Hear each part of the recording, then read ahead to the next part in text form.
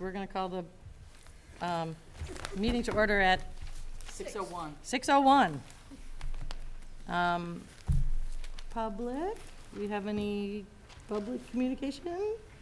You guys can speak anytime during the, if you have a question or anything, you're welcome to raise your hand. But do you have anything to say on the forefront? I know, I'm putting you on the spot, sorry. All right. Reports to the board. Eva is not making it tonight because she can, no one can skip play rehearsals ever again. Ever. Again. Ever again. So she was very responsible and emailed me, and I thanked her for that. And Josh? Passed his first round of Coast Guard, the first gate. Oh my goodness. And so he's now doing the formal medical exam, and he has an eyesight check on Wednesday too. They're driving all over the place for this stuff. It's crazy. Wow. But he's very excited. Is it Merchant Marines? Is that, what is it? Coast Guard. Coast Guard, Yeah. wow. Yeah. Thank you. So Emily, senior privileges. Okay, so this is the president of the class, Karina Borsteveld, and the treasurer, Julia Johnson. I am Oh. the secretary of the class of 2016, and this past Friday, we came in for the faculty meeting at 8:45 and presented to both middle school and high school teachers about our proposed senior privilege. It is singular as of right now, which is to have an open campus between 10:50 and 12:05, which is blocks 4, 5, and 6, Okay. when students have lunch or band or chorus. So Ms. Taylor sent out a survey to the faculty after our presentation to kind of hopefully reach a consensus and have some input. And we're in the stages now. We drafted a contract and sent it to the administration where we're trying to figure out logistics as to who would handle, consequences if the privileges are abused, et cetera. You guys can add anything you want. Okay, so our type of, I guess you could say, disciplinary act for these situations, if kids were to not abide by our rules, is we first saw us doing like a detention type of thing, and then we have it right in our contract to a certain extent. If kids don't abide by these rules the first time, they get the privilege revoked for a week and then detention. That was our first kind of thing. And then again, after that first week, they go back out, they have a second chance to kind of prove themselves if they get to continue on with this privilege. And if they don't abide by these rules the second time, they get the privilege revoked forever, and it's done for. So pretty much 2 strikes, you're out. And then some faculty members had voiced concern that they don't really like the whole detention thing because they didn't want to have more work onto them for our privilege, which we thought totally makes sense. So we think that how we're going to act with this now is it's still going to be the whole 2 strikes you're out thing. You get it revoked for a week and then revoked for the rest of the year. But we are going to put onto ourselves as class officers. There's the 3 of us and then Aaron Gates, the vice president, and kind of have a council to make sure that the kids are getting punished correctly. We'll get help from senior advisors. We have 6 of them. I'm sure they're all willing to help with this. We'll kind of bring it into our responsibility instead of putting more work on as teachers, because it is our privilege and something that we want to do. Yeah. We want this to very much be a privilege that, yes, we are gaining as seniors, but that in a way, we're trying to make a little impact on the school as possible.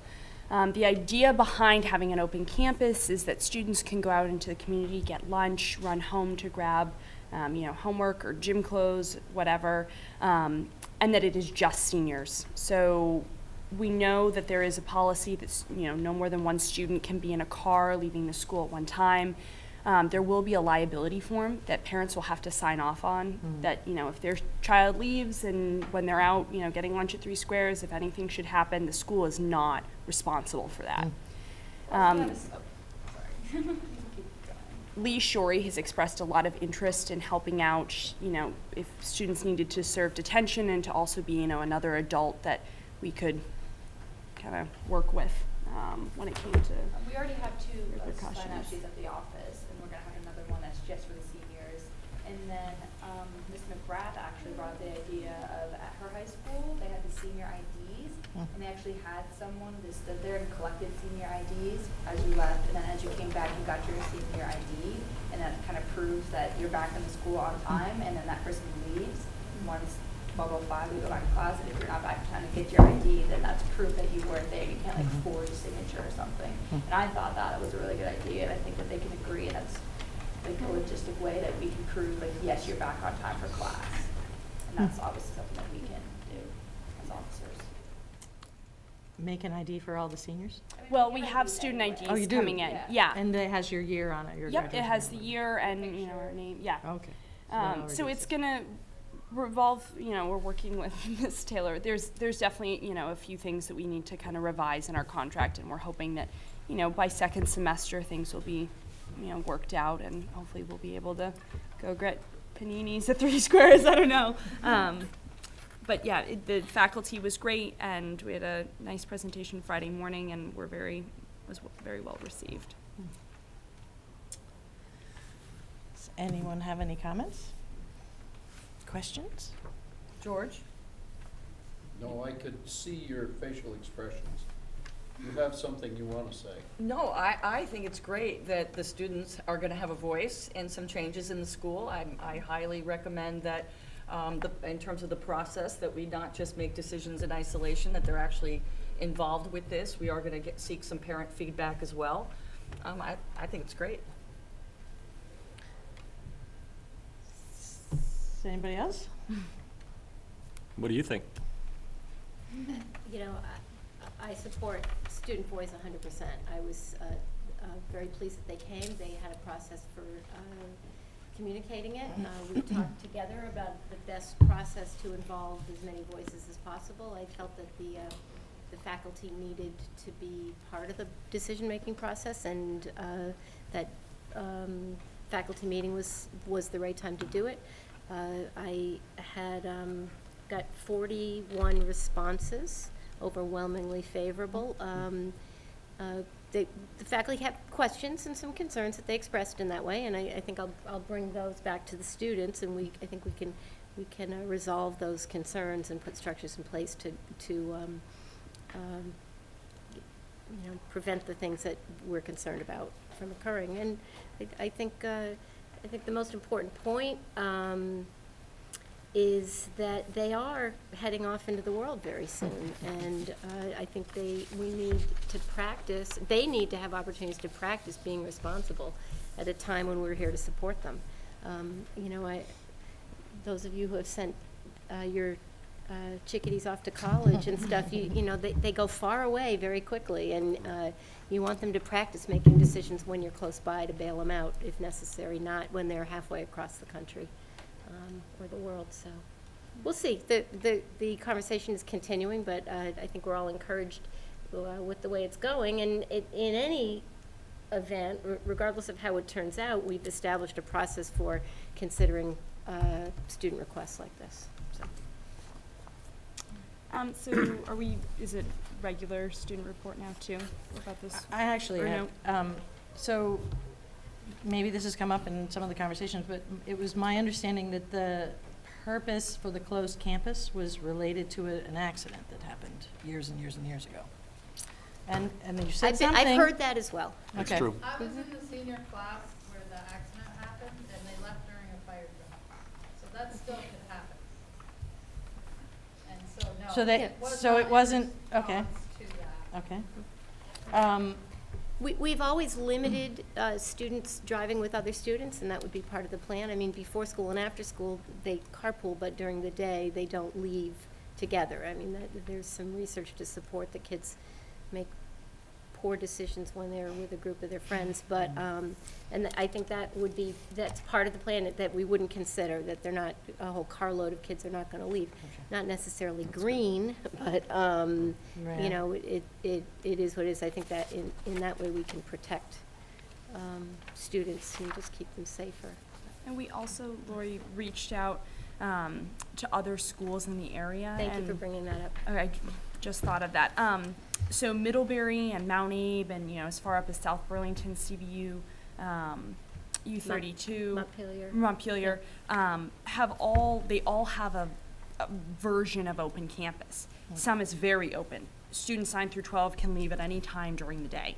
So this, it's not that we're going to be the first school to have this. Mhm.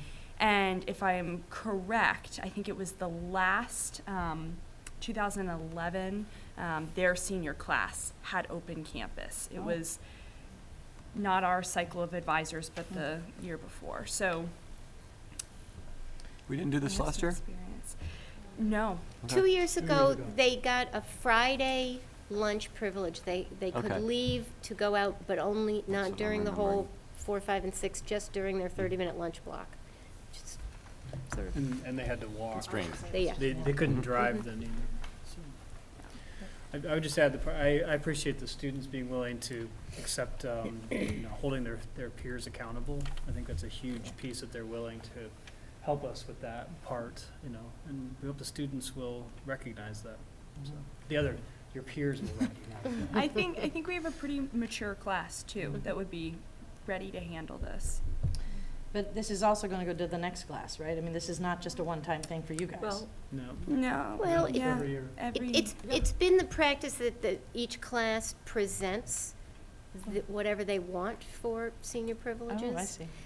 But much of the input from the faculty said perhaps this is just something seniors, it's something you aspire to as seniors, and it becomes, it is just what seniors are allowed to do from here on out. Again, that's up for negotiations. I can see that point as well. Last two things, we don't have any insurance issues. We haven't gotten Because- that far in the okay. discussions. And then, I would imagine that if many schools do this and don't have any Yeah. rules about this, that it's, it must be Yeah. okay at some Mhm. level. And then, you guys have a plan to talk to the parents, because I don't want to spring anything on the parents. We have a whole contract that we're gonna send out, along with Thank like a plan of how this is gonna look and the disciplinary acts that will follow that. We're gonna send those out to each individual household where they have to sign off, and that student needs to bring that sheet, and we're gonna keep it on file. And if they don't have a sheet, like, well, everyone has their sheet in, and if they don't have it, they just can't vote.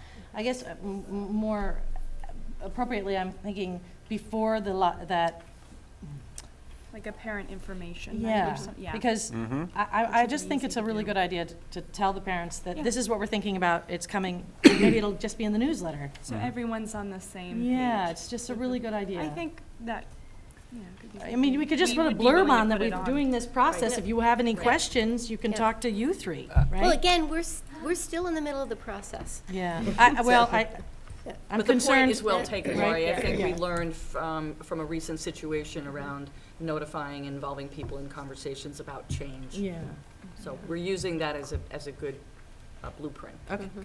thank you. This is also not necessarily academic performance related, or dependent, but definitely the habits of work related. Students have to be caught up, they need to be going to Yeah. callback when they're called back. They need to be, doing their job here in the building before. So some students may be able to do this while other students may not, because That's- they're not working towards that. Great. I like tying it to the habits of work, actually. That's a good idea. And one thing too, I know Miss O'Daniel expressed concern about band and chorus students, seeming as they're in class for 2 out of the 3 blocks.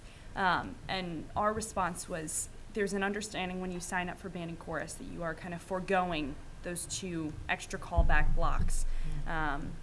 So it might mean that if you're gonna go get lunch, you have to order it before you go into, class and pick it up during block 6.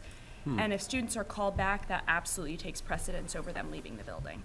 As well as failing in class, that's another part of that eligibility. The response to the students who are engaged in music sounds a little thin to me, and you might get pushback, but that's for them to push back to you.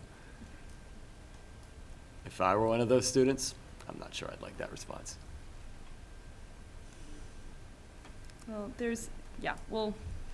we'll work out the kinks. It's There's definitely been a lot of talk about it just in my already being, for example, with students who are in band and chorus, and I think any opportunity to be able to go out into the community, if I were in band and chorus, I would feel kind of annoyed that my fellow peers are going out for 3 callbacks and I can only go out for 1, but I still think 1 is better than none. Granted, I'm not in chorus like Emily, I don't really know how I would feel in the situation, but I think 1 is definitely better than none. Okay. Thanks a lot. Nice. really nice. Superintendent. So I think Emily has another part B to that report. Oh, I'm yeah. sorry. I It's didn't mean to Good blow you reports. off. Go ahead. So this was also put together by Josh and Eva, so they definitely, we all work together, even though they're not here. As for academics, the second quarter is underway, and grades have been posted for quarter one under grade history on Power School. And honor roll should be coming out in the newspaper soon. And students who have been on high honors for 3 quarters in a row are eligible for a free all-season pass to Sugarbush Ski Resort. Yeah, and that gets finalized after quarter one. We awarded those already. Oh, you did? Yeah. Okay. The musical is only a few weeks, well, not even a few weeks, it's a week from this Thursday. It is Thursday, Friday, and Saturday night, or Saturday is matinee in the afternoon. And tickets are on sale every day after school during play practice. Senior news this Friday, we presented to the faculty, and our senior walkathon has been wrapped up, and in total, we raised almost $9,000 towards preventing teen depression and suicide. We're still deciding where the money is going to go. We're hoping to split it up to several services around Addison County and keep it, local. Some of it will stay in our own school in the counseling department here. And we also started a Derek Benoit scholarship, which we granted $2,500, which Ernie Benoit accepted at our senior class meeting last week, which was wonderful. The whole family walked with us. It was a very special walkathon. And every other week, there's Student of the Week, all seniors. It's usually Tuesdays in the Addison Independent. They're featured with Middlebury, Mount Abe, and I think Otter Valley students as well. Early decision applications have been sent in, and seniors have begun planning for Project Grad ideas, which are being tossed around. We're gonna, start having formal meetings soon. And as for athletics, fall sports are over. Teams are having their banquets, and winter sports, basketball, wrestling, and indoor track start before Thanksgiving break.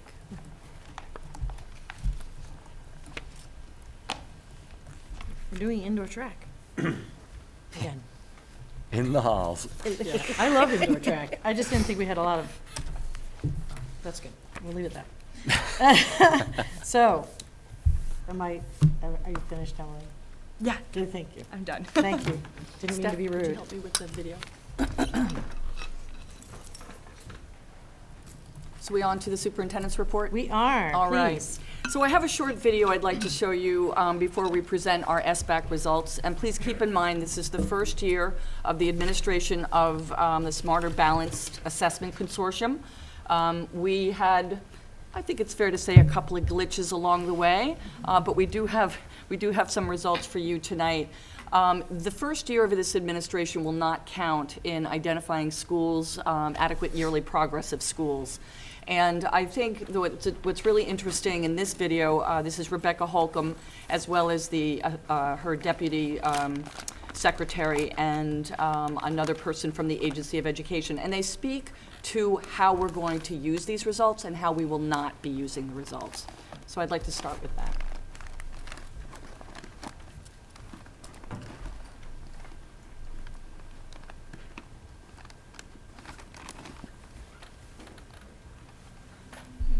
I'm Rebecca Holcomb.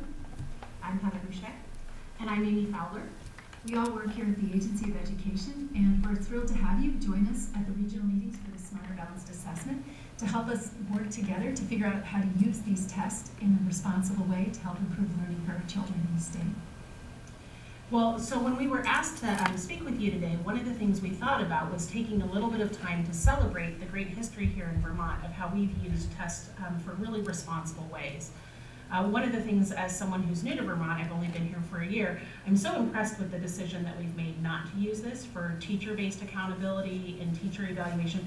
I think this has really helped educators support the use of tests for understanding student achievement without fear that it would be used against them. Right. And we realize that our purpose isn't necessarily always the U.S. Department of Education's purpose, but we are really strongly committed to using these tests for diagnostic purposes to help make our students stronger and help improve our instruction.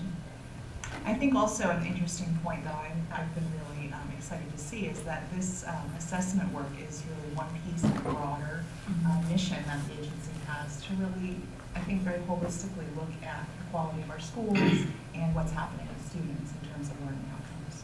I think that's really right, Heather, and specifically, thinking about how we use the data to make big decisions about schools, and not jumping in just because, a small number of students struggle with something, that it means we have to throw everything out that we've been doing, but to really use that data to help us analyze our program in its whole in a responsible way. Right, and I think that's being captured in the education quality review work because it is one of the multiple indicators in that work, and I think that reflects several things. First of all, if we want to understand how to improve our schools and how to improve learning, we need to look at lots and lots of sources of data and not just put too much weight on one measure. And the other is that we're really trying to emphasize growth and improvement. We know some schools will have lower average scores because they serve, for example, more kids with disabilities, more kids who are just learning English. And when they take the test and read a math problem about cutting prices, they're thinking of scissors and not reducing prices because they're still new to the language. That doesn't mean the school isn't a good school. It means it has a different set of instructional challenges. And we're hopeful that this test, with its built-in accommodations and its richer detail in many ways, will help give our educators more information so that they can target instruction where it makes the biggest difference for kids. I think that's an important point, and specifically why it's so important that every student have the opportunity to take the test. With those built-in accommodations, the modifications, adaptability of the test, that speaks to helping individual students do better, but also because they're all taking the test, the schools can then look and see how students are learning and come to some decisions about where they might need to strengthen programs to best meet the needs of students. If kids aren't taking the test, you lose out on that information and you just can't have that diagnostic tool to move forward. Right, and I wonder, the fact that we haven't overemphasized or put too much pressure on this task as an accountability tool for individual teachers, if that's actually behind some of the openness our educators have shown. We had some of the highest participation rates in the assessment in the country, and that's really important to us because, first of all, we are responsible for every child. If we don't have that information on their learning and their progress, we really aren't doing those children justice. We need to do that for their sake. But the other thing is it gives us much better data at the state level to look at what our equity gaps are and where we need to start focusing our resources and our energies to find better ways of reaching kids who maybe even haven't been so successful at reaching them. Yeah. Well, I think you're definitely right. When we travel across the country and we meet with people from other schools, from other states, it's a regular part of the conversation is that the fear or worry associated with these assessments frequently is linked back to particularly high stakes or punitive stakes. But I think something else that you brought up, Rebecca, is that at the state level, we can see patterns of inequity. We can see that there are students that we are not collectively serving as well as we'd like. But then at the school site level, where often we have very small classes, sometimes those inequities are not able to be picked up because there's such a small number of students in any one setting. And so I think there are two different directions that we need to help our communities think about. Collectively, we know that our students who are free and reduced lunch, in particular, are not seeing the kinds of gains on their test scores that we would like as a state. And we also see that for our students with disabilities. But at the local level, we may not pick up on those individual students because there's such a small number of them that they might not be showing up. So for all of us collectively, for everyone who's involved in education to say, we really need to work together to solve this entrenched inequity is an important first step. Well, and truthfully, since at the state level, the legislature has moved responsibility for curriculum instruction to the supervisory level, and that's really the seat of planning and organization support for improvement of instruction. What we can do is emphasize providing some of that information at the SU level so that people can see as a system how they're making growth. But I think the other issue is the challenge, just going back to what you said about small numbers. It's also being cautious and smart about how we use the data, and particularly when we talk about percent proficient in our small systems. Those percent proficient ratings are incredibly volatile just based on very, very small changes in the student population from year to year. They're basically useless for instructional improvement purposes. So first of all, we're trying to shift our focus away from percent proficient, which is a fairly arbitrary determination. In fact, we know that many kids in Singapore wouldn't pass these tests either, and towards focusing on scale scores. And we're really encouraging our systems also not to make big decisions based on small numbers of students in small testing groups, because that data may be very misleading. Yeah, and I think though, to the extent that the data would support what we see at a statewide level, of course, that's a good place to go. I really, I'm so excited about the opportunity to look at scale scores and growth scores, because I think the idea that we want to track that our students are getting better at this college-ready type of content, and that a scale score increase from, of 3 points, of 5 points, that's worth celebrating, even if it doesn't cross a threshold, is important. But also thinking about these tools as ways of helping kids to see that they're on track towards career and college readiness, I think is important. So, and parents as well, and I think that's a real strength of this new approach that we're adopting as well. I think that's going to be really critical. I just have to emphasize, and that's so important to me what you said, because to me it's important to measure and celebrate growth and improvement. And when I think about the impact on a child, an English language learner or a kid with disabilities, of telling them 8 years in a row that they're not proficient, that's very discouraging. But if we can mark their growth and progress, I think that's an incredibly powerful way to celebrate improvement. And really that's what we have to be focused on. Right, and so being able to, while the label will still exist because it's required by federal law, the emphasis stops being on, are you proficient, are you this, are you that, to what was your score and how much did you grow? Right. And with that as a state, we know that you could, for example, improve some of your test scores by not teaching other subjects. And that might lead to better scores in the tested subjects, but it's a real disservice to kids, because in Vermont, we really care about broad learning, preparing kids to be well-educated citizens. We know that some kids come to school for the arts, they come to school for music. We know that we need to create citizens who are healthy. So we want to make sure that we're using this intentionally to mark incremental, slow, consistent progress, but we don't want to see people give up other things to rush and put all hands on deck just in terms of boosting test scores, because that would particularly disadvantage some of, I think, our most underserved and least supported kids in the state, and they have a right to have that breadth and richness of learning that we all take for granted for our own kids. Well, I know that Michael has a big day planned for everyone who is here today, talking about really responsible ways to use the data, how you can use that to shape your learning experiences for kids and program improvement. We're just so excited to be in this new phase where we have a test that is aligned to college-ready standards, that is going to measure the high caliber thinking, depth of learning of the state standards, and simultaneously want to continue that tradition of really doing it in a responsible way. So good luck to everybody in the meeting today. Hope you learn a lot and have a great time. Thank you so much for all you do to help us and help our children learn as much as they can. Thanks. So this was a video that was shown to the administrators when we went to a training on how to look at the Smarter Balanced Assessment. And I got to tell you, from a leadership perspective, having the Secretary of Education come out and use a very common sense approach to where the state wants us all to be in terms of using these assessment results is really refreshing. And as they mentioned, there are other states who use it and connect it to teacher evaluation systems, and they use it to make big decisions where in Vermont we're going to be looking at triangulating using a variety of different data sources in order to make a claim that our students are progressing. So Stephanie's going to take a couple of minutes to present the results to you today and actually give you some additional information that she has pulled together with some other data. Thanks, Steph. Yeah, so you all received the same sheet. I wasn't planning on going over that. Our results were, well, you heard Rebecca say they're better than they expected to be based on the pilot test. We did okay. We did over the state average in most areas. Grade 8 struggled a little bit in both areas.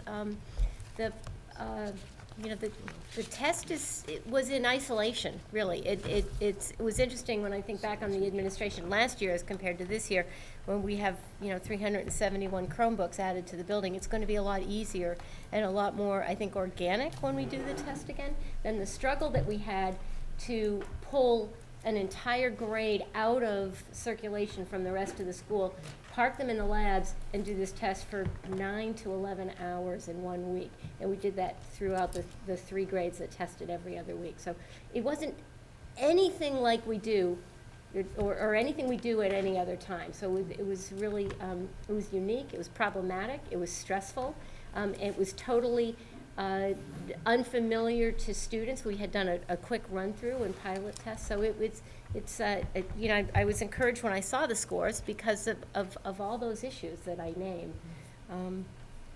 The test is testing new areas, and areas that we've been transitioning to. So, and we have, again, nothing to compare it to. So I have some comparisons if you're interested. In the letter that went home, we say, this is one data point. Look at your students' progress and achievement in classes. Look at other tests, and we're building a system where we can look at assessments. We're district-wide. We're looking at a common assessment process or an assessment plan. And at the high school level, middle school level, we have the SBAC, we have science kneecaps, which is a standardized test, and we have the SRI, which is the Scholastic Reading Inventory. Those are the only assessments we give regularly, and we've just started with SRI. So SRI measures lexile ability, reading level of students, and these are all literacy-based tests. So improving students' ability to read and understand text is going to improve their ability to take these tests.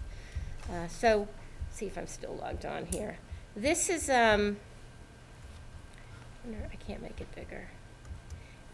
This is a tool that we've just started using called Inform, and it allows us to look at some data. And what I did here, I'm just going to have my back to you.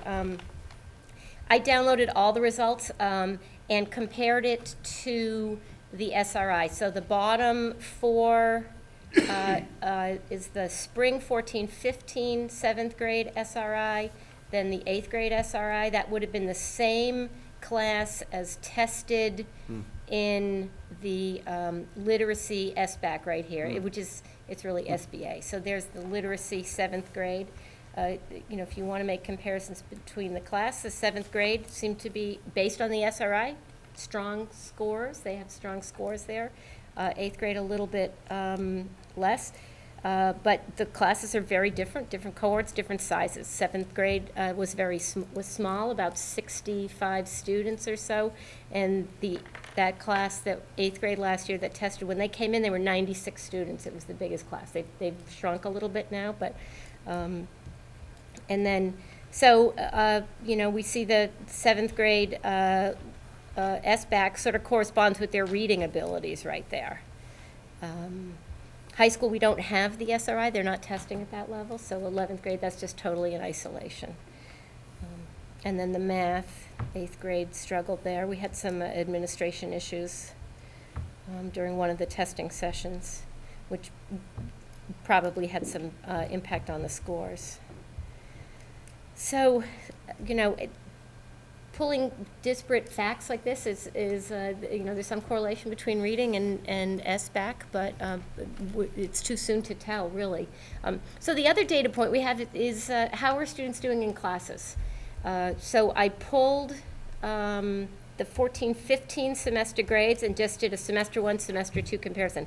This is quite a complicated pivot table with a lot of hidden fields you'll see here, but basically these are the semester 1 averages.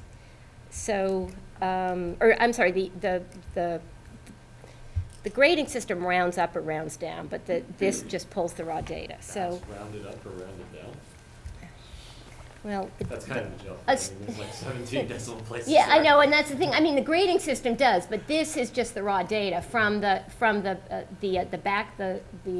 data from the Power School that we dumped into a spreadsheet. So I didn't have it round. It just To the went in nearest there. millionth. Yep. So, your student did not receive an 89.130584819 on their report card. They just got the 89 probably. But so, these are solid scores, and it is really the only other data we have is classroom performance data. So that's an average of all their grades. So, a seventh grade students, all their grades just lumped in. There were like 6,000 records. So, but it was a quick way to see how are our students doing. The science, let's see, I pulled some science data too.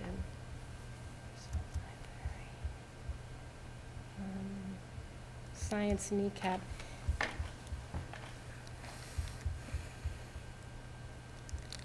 Sorry.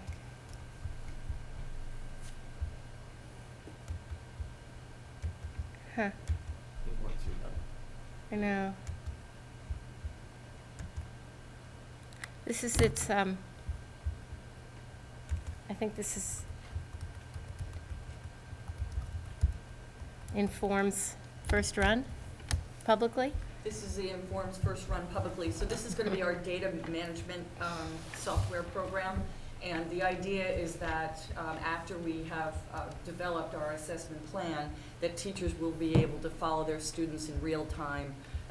And we'll be developing student profiles, so kids that are getting whatever assessment in kindergarten straight up through grade 12. So this is the All their content. This is the data management system for the standardized test results for each student. For our local and national assessment results for each student. So again, science kneecap, they take it in grades 4, grades 8, and grades 11. So I went back to grades, or the spring of 11-12, when last year's 11th graders were 8th graders, to compare. And fairly flat, not a big jump. We got 86 students in 8th grade, 73 students. So, that drop in population can affect the scores a little bit. It's not the same cohort, and I can drill down to students, and I played with eliminating students who tested in 8th or new students, so we could have cohort to cohort, but I couldn't get it to do what I wanted to do. I thought that would be interesting to see. That would be a truer measure of whether students have increased in proficiency, because the cohort changes quite a bit. And I think we saw this one. So, again, I guess the point is it's very early to be drawing a lot of conclusions from this. What we're doing at the school level is we're disaggregating the results.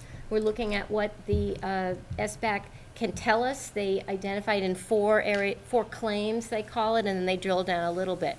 But it's not. So far, it's not the data that we used to get from the kneecap, which was sort of an item analysis about in what particular areas students did well and what particular areas students didn't do well. So we're learning. That was the session with Rebecca Holcomb and Amy. There was the introduction to these training sessions around the state that we all attended, and we're learning how to use that data. But the data's from the results, we're not getting that kind of drill down data. So we haven't been able to look at it. Science, we've been working to align our standards. The science kneecap is not necessarily aligned to the next generation science standards, which is the state adopted science standard. So there's a misalignment there. It also assumes that students have received or have achieved a certain class, basically biology 2.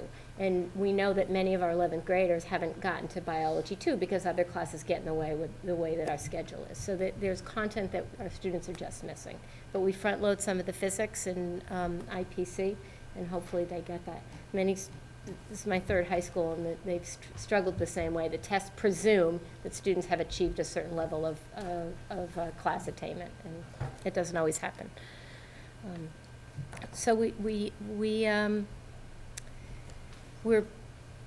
aware of the test. We're doing what we can, but we're also trying to create other measures to assess whether students are, achieving the standards and achieving the content that we want them to before they leave. And I think by many measures, our students are doing very well. So questions from the board? Neil? So I am glad to know that we're not going to yain the rudder hard to the right or to the left as a result of this. This is good. More globally, I am led to understand that the 8th grade tests are particularly difficult, and that there's something going on where statewide the 8th grade results are particularly, well, I won't say poor, but low numbers. Do you guys, was that discussed at your training session? We went to 2 different training sessions. No, that was not discussed in our training session. We're, historically, we're aware that once kids get into middle school, high school, the test scores seem to drop some. Some of that has to, well, sometimes that has to do with motivation and understanding the purpose of the assessments. Sometimes there are other issues. So I think we really need to spend a little bit more time with the results and to talk about how the administration went and make those corrections and start to get a couple of years under our belt before we can make any of those assumptions real internally. There are interim assessments available through the organization that makes the Smarter Balanced Assessment. And, we're not practicing for the test, but the test requires something different than students do in their everyday kind of world. They're using calculators on the screen. They're doing, it's a particular strategy that it doesn't mimic what they're doing in the classroom. Even with the Chromebooks, it doesn't look like what they're doing in the classroom. And I think the interim would allow us to use it formatively to see where students are struggling, but also to gain more practice with the test. If they're using all their working memory on figuring out the particulars of the format of the test, then they're not attending to the actual content area, reading, writing, highlighting, using evidence, and they're distracted by all those other things that are unfamiliar to them. So I think there's merit in doing that. We've talked about doing that in the area of math with one of the math teachers. So they're available. It's just getting in and doing it and taking the time out of instruction. I mean, keep in mind, they tested for almost 11 hours. That's 11 hours last year, not to mention the kneecap, which was 2 other days, or 3 days, I think, for 8th grade and 11th with an inquiry. The 11th grade got hammered with AP. They're taking PSATs, they're taking SATs, they're doing all of that. So there's a big chunk of instructional time that's now being devoted to completing these assessments. If I may, it's concerning to me, though, that where 7 and 11 are above the state, and 8 is considerably below. It seems like, if the 8th grade is such a rough test place, that we would still maintain our relative position to what the state is producing. Why did our 7th grade, or our 8th grade, go from above to below? Georgia, we touched on it a couple of minutes ago, but it matters how the test was administered. And there are tools, if you will, that students can use from one assessment to another. Okay. And we believe that the tools available to the kids were not evenly allowed just because of error. So once again, we're learning from this test administration. We know now what to correct in terms of that experience, and going forward, we do not believe that that's going to be the case. Okay. Neil? So you said that this round won't be used to set AYP. Correct. So when will AYP expectations be set for the numbers around this test? The department is, or the agency is currently working on that, and as you know, the No Child Left Behind Act is being reauthorized, and this will be part of that discussion. So it could happen in a couple of months, it could happen within the next year. So that doesn't, or I got drawn off to the Educational Secondary, whatever Quality Act. Sometime between the next 2 months and the end of the year, or next year, the Agency of Education will set what our goalposts are that we're supposed to meet. Working on that now, whether it's going to be a change or whether we'll stay the course. I believe it will change, but it really depends on the reauthorization. Okay. And then at that time, next year, these test results will be used in relation to those goalposts to see whether we've made adequate yearly progress. I believe so. And what's our status, right, am I okay to keep going? Yeah, please. What's our status right now as a second-year identified school or whatever? I mean, does that all just kind of put into stasis for a little while and? You know, it's interesting that you mentioned that. I just got a phone call from our own school improvement coordinator. Every district has assigned one when you're in that level of the cycle. And yes, the answer is yes. We're kind of in a staying mode right now. We have a Green Mountain plan. We had to just submit a plan for improvement last couple of years. 2 years So there is technically a plan for improvement, but no one's giving us any feedback, or the agency is not monitoring it at this point. And then that whole thing is being reconsidered as part of the federal reauthorization, right? Right. Let's hope we get there. We're talking about adequate Yearly yearly progress. progress. Okay. Anybody else? You all set? Thank you. One other Oh, thing. sorry, Neil. No, that's Go no, ahead. don't apologize. You know, this stuff goes out to parents and it matters and people start talking about 29%, you know, like, just like you said, Georgia, what's up with the 8th grade? And that other data that you showed about the other assessment is good data too. And maybe those are the headlines and this is the new experimental stuff. Yeah, good point. We are certainly collecting the ways in which we believe we have good evidence that this is a quality education. And this is just one piece, but we have that folder going, believe me.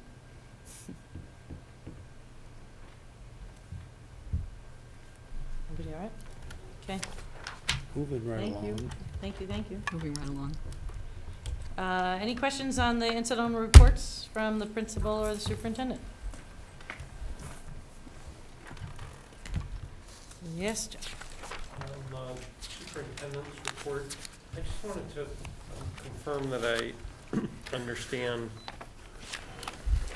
what's happening with DO. The way I read your memo says, if needed, we can continue to access the program after this year, but the program will be solely under the leadership and Addison Central Supervisory Union. So the program may continue. It won't be jointly run with Addison Northwest. Our students will still have access. Correct. So from a student experience perspective, is there any change? That's what the feedback loop is all about. There was a monitoring, all school districts are monitored for least restrictive environment, not just the compliance with the IEPs, but also the quality of the programs. And when the Addison Central Supervisory Union was monitored, the team identified some areas in which they wanted to see improvement. And it was in the supervision and management of the Diversified Occupations Program, because it's currently not part of a school. It's seen as a satellite program, and it's the person who oversees it is the special ed director.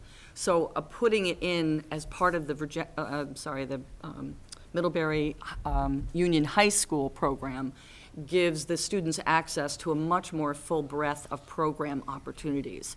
So they're looking at how to make program improvements. They're also looking at what the leadership structure should look like to oversee the program.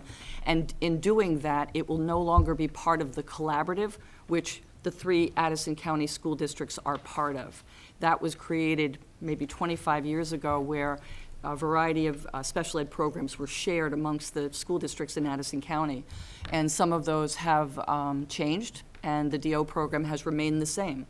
And so in trying to make the program improvements that they believe they need to make, that is now going to be solely under the leadership of ACSU. And so we'll pay tuition? We would pay tuition to them. We will have access to that program, and we will pay tuition. We're hoping that it's also going to become more cost-efficient. Is there a chance that the program will leave? There is not a chance that the program will fold, not a chance that it will fold, because the need is still there. And we are strong partners at the table, helping to redesign something that is making the improvements that we have been asked to make. Okay. But change is hard, you know, and when you have access to a program, and from your perspective as a parent that it works, and somebody says, we want to make some changes, that's a very difficult, sometimes a very difficult conversation to have. But I believe they're taking their time and they're doing it right, and having the focus forums and the surveys and bringing people to the table will contribute to having all voices heard. Other questions? I do have an update on the Yes. net metering project. Tanya and I did meet with Brian Waxler from Pomerleau, and I actually connected Jeff with Ethan McLaughlin around the contract. And on Friday, I received an email from Brian saying he no longer wants to offer the Addison Northwest Supervisory Union the contract. They have decided to work with other businesses, which is disappointing and really frustrating, but that's certainly his decision to make. Was that just a straight-up business decision, or something about our decision-making When process? when we met with Brian, he said, you know, he would work with us and look at the contract that we wanted him to consider, and that's what we were doing. I don't know. I have not had a direct conversation with him. I'm planning to do so, but I got the message from him on Friday. So are there other net metering opportunities? Absolutely. I've been contacted by 3 to 5 companies since the beginning of the year, Oh, looking at different ways in which we could benefit. So we need to get back on that track. Could you explain net metering? Does someone want to explain net metering to Chris? It's a process, Chris, by which we would benefit from the solar panels. Okay. This project was up on Route 7. It's with the electrical panels? It's with the, Yeah, okay. yes, and so. I wasn't sure in what field of realm it was coming from. I got Yes. it. My parents have a solar panel at the Okay. house, and we net, yeah, gotcha, okay. any other questions? Okay. You sure? All right, so we're gonna go on to monthly expenditure reports. We have any questions or comments? I just have one comment for you, Lori. Thank you. That, I was looking, you kept bringing up the, question regarding the, board of directors being so over budget. So I looked into it further, just because, to ease my mind, to make sure I was saying the right thing. Unfortunately, the breakdown of those expenses for the insurance, which, includes your property and your liability and your cyber and your crime and there's multiple, pockets under that umbrella. Right? When the bill was given or broken down for the high school, a lot of the pockets of money were put into that board of directors. And all of them, other than the errors and admissions, pocket, should have been under the operations and maintenance. Because it's all property, liability, crime, cyber, and that's where it had been budgeted for. Okay. So that line item was way under budget and board of directors was way over budget. So I did a journal entry to move them to the appropriate pots. Okay, great. Thank you for looking into But the it. bottom line did not change. Right. And that's with regard to the 630-15 look, Correct, right? yes. Yes, Jeff? On the 11/5/15 numbers for fiscal year 2016, on the revenue side, we're showing local assessments with an actual to date, but not a budget. Yes, because all of it is actually, when I report it to the state, it's all under your general state support. Under the 3110 line. So that includes local? Yes, but when it comes in to our, I've noticed in past reports that, I don't know if it's the board's decision or not, but local assessments from, your, from Addison and Ferrisburg, it was always broken out and put into a separate line. But when I report it on my stat books to the state, it's all included under the 3110. So if you add those two together, when all of the money is received, it should match the 9,068,000.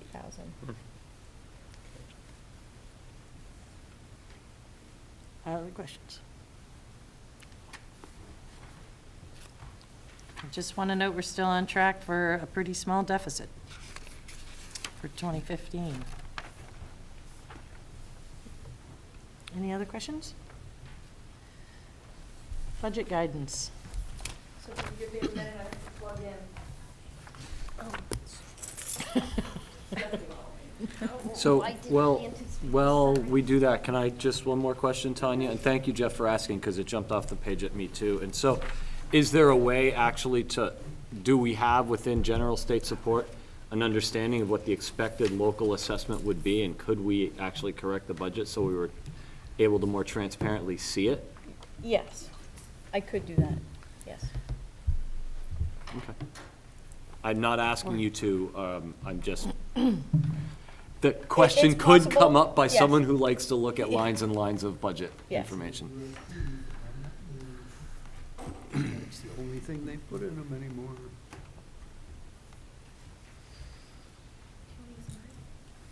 I can send it to you, yeah. I guess. Okay, I'll send it to you. Well, this is good. Technology, we should have a technology. 33,000 parts, that's good. Yeah. By the way, while I'm handling the technology difficulty, on Friday, we were notified that Bob Owens was named Technology Director of the Year. He received the Frank Watson Award at the Vermont Fest, and quite a recognition. All right. That's awesome. It's a statewide award, and this is now locked. I don't know. So my mouse is Frank stuck. Watson Award. The more you press the button. I know, Kurt. Patience, all right. Use in memory. Processing. When you put the wrong combination in the lock enough times and it locks up on you, every time that you try to do something more increases the amount of time you will remain locked out. All right. And this is being filmed. Is it new? Oh, yeah. That's nice. Good. That's so cool. That is nice. Good. Good. Did you mail it? Yeah, I just mailed it to you. Yeah, I remember the last one was, you had to move it around.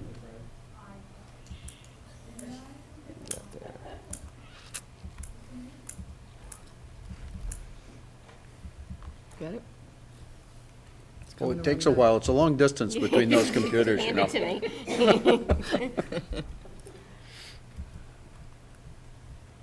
If you hit the little refresh circle at the top, Ms. Taylor, that Well, might. usually just hitting inbox over, does it?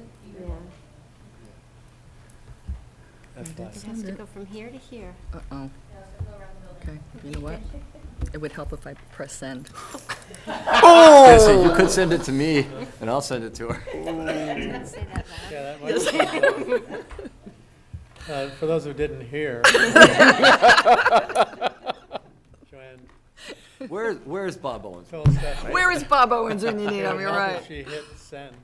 It would help.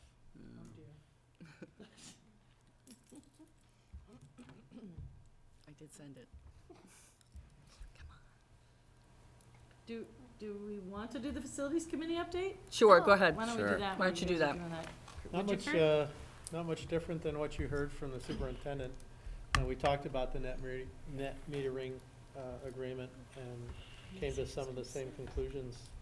I thought there was some time concerns Thanks. that may have affected Pomerleau's decision, which have to do with Green Mountain Power and, you know, Yeah, so. the statement that he says is unfortunately, our financing does not allow us to wait any longer for the agreement, so we need to sign up another user. Yeah.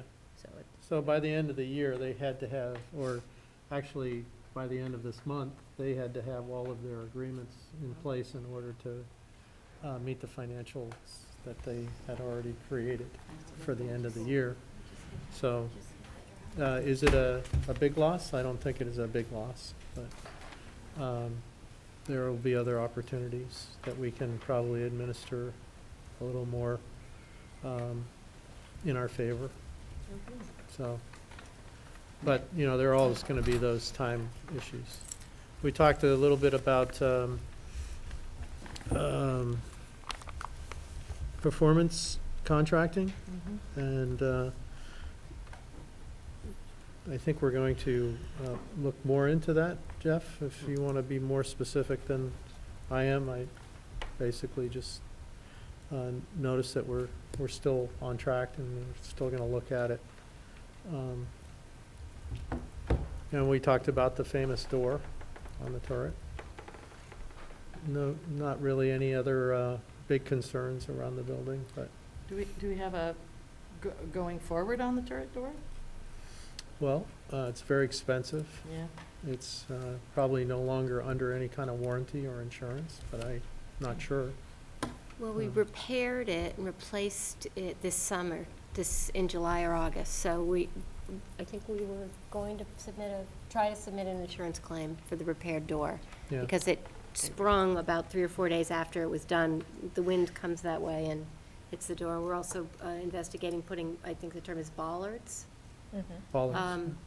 And to protect, to keep the door from going all the way back. It can open like 180 degrees. Isn't there a break on the closer? Yeah, things keep getting sprung and broken because of, you The know, wind. the wind and the design, but, and I don't think you'll find any replacements for those. I mean, we have some at 811 10th Avenue in Manhattan, but they come with a 24-story data center. So you'd have to buy the whole thing. That's a joke. Like it's for sale. Yeah, it is for sale, as a matter of fact. But other than that, you know, we're looking for candidates to fill the position that I'll be leaving, and so if anyone's interested in getting involved with the committee, please volunteer. Is this your formal resignation, Kurt? I already resigned to the committee and talked to Lori about it, but I don't resign to the board, I resign to the select board, Okay. so. How do we handle that, Glory? The elementary board has to appoint someone to fill out his term until the next election. Not the select board? Not the No, it's not the select board, it's the elementary board. Okay, good. That's how I ended up here. That's right.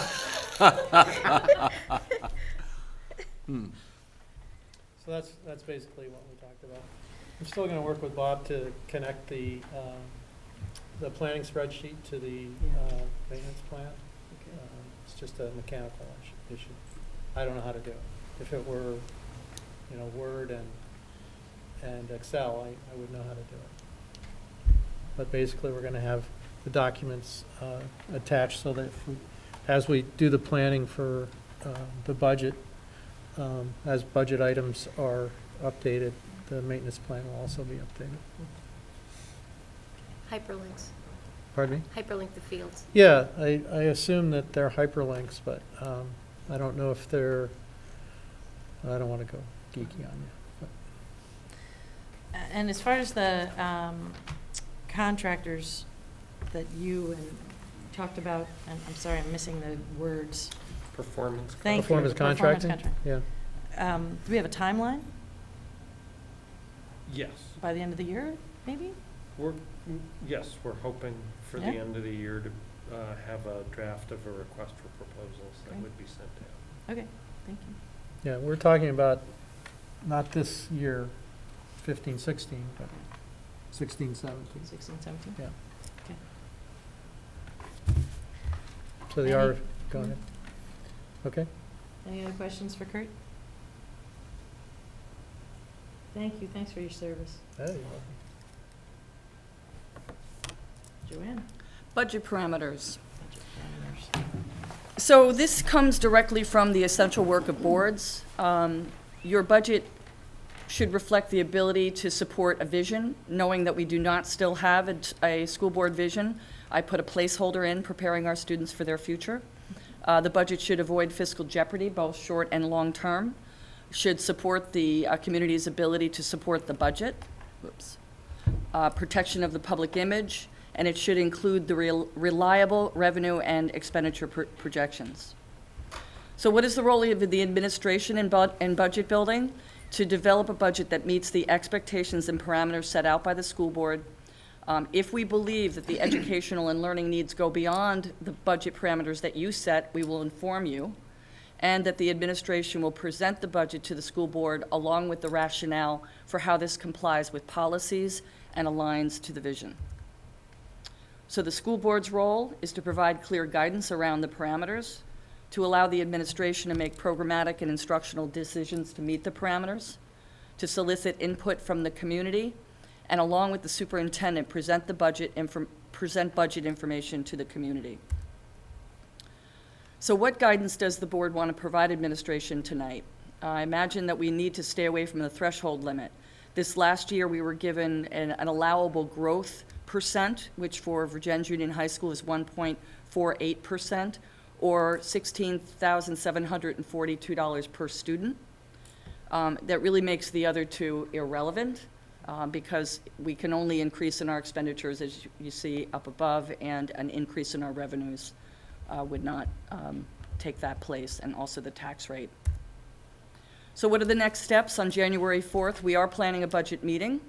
That will be the first time you will see the Vergennes Union High School budget. On the 11th, which is a regular board meeting, you will see it for the second time. And if a third meeting is needed, we will have enough time in the month of January to schedule that meeting. Your informational meeting will be on February 23rd, 2016. I have some information that I added to last year's charts to show you. Oh, great, Glory. So you know what this cuts off? The bottom, okay. So let me see if I can remember this. All right, so the top line, huh? Pardon me? No, I didn't download the whole thing, so it's missing a piece of information. The top line, help me out, Tanya, is expenditures. The next line is revenues. Ed spending. That's ed spending, and so the last line is revenues. Your local revenues. Thank you.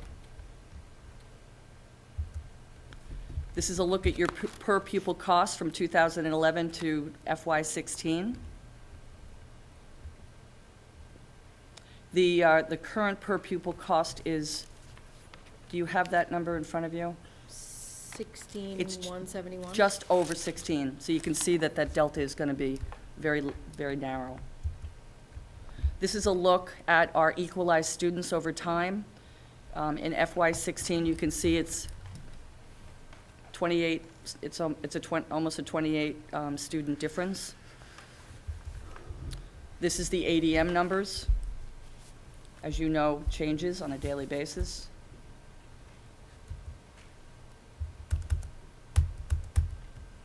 And I imagine this is the end because I can't move it on. So, discussion from the board. As you know, many of you received the information from VHI. We are experiencing a 7.9% increase in insurance. If I may, Yes. that decrease of 28 students against the 600 is about 4%. And if we are going to meet what the state has given us, that means that the budget we present has to go down by about 4%. Is that right? Is that math? I didn't check his math. Tanya, did you check his math? No, I mean, is that right? Well, I that mean, makes do we have sense, to doesn't present it? a bu- Yeah. Well, what needs to happen is, your ed spending per pupil is based on your expenditures minus your local revenues coming in. So, and, you have debt out there that still needs to be collected. The deficit, you only have that, you have 2/3 left to collect. So what needs to happen is you either need to reduce your expenditures by 4% or increase your revenues by a certain percentage, not technically 4%, but, those are the only two offsetting ways that you're going to keep within those parameters. So it's not as simple as cap your budget at 1.48% plus in total education spending. Right, because if your revenues decrease, then you're gonna have to decrease your expenditures even more. And we don't have revenue projections. We don't have the data that we need to show you the full picture until right before Christmas.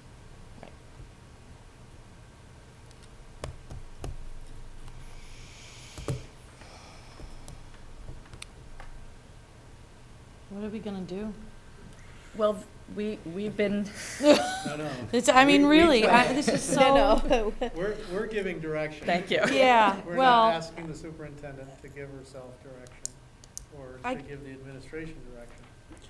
We need to give her direction. Actually, the figure is worse than that. If I go back and look at it, it becomes .04666666. So it's almost 5%. politically, from the political standpoint, I know that many of the legislators were contacted to come up with some kind of a plan before the session starts. We're not the only ones in this boat. There are schools all over the state who have the same level of pressure. The whole state, Yeah. the entire state. And there's a Not lot of one angst business out there. manager is comfortable about this at all. But even if the state doesn't tell us we gotta do this, we can't just keep increasing spending. We have a job to do. We gotta educate the students and give them a good education. There's gotta be a way to do it without continually going up, up, up, when our student population is going down, down, down. So what's the projected, you gave the number, but there was a lot of numbers that moved quickly, and I was trying to absorb them. Where do you want me to go? What's the projected number of students for next year?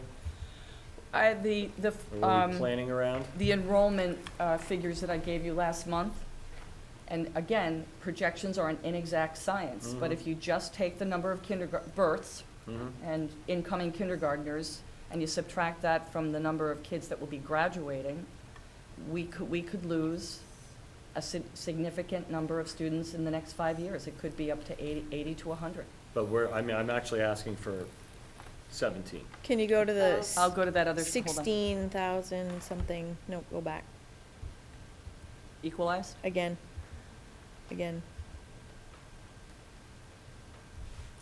No, Does that's, anyone do you know- want No, the keep cost going per- back. You know She the wants the sixth cost per pupil. What's the sixth grade this year?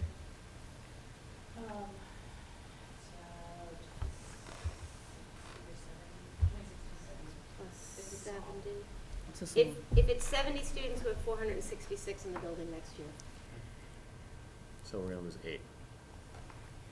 That's equal. This was We're equalized pupil, closer to 490 in the building. right there. Right. We don't calculate based on the actual number of No. students. Right. I know that.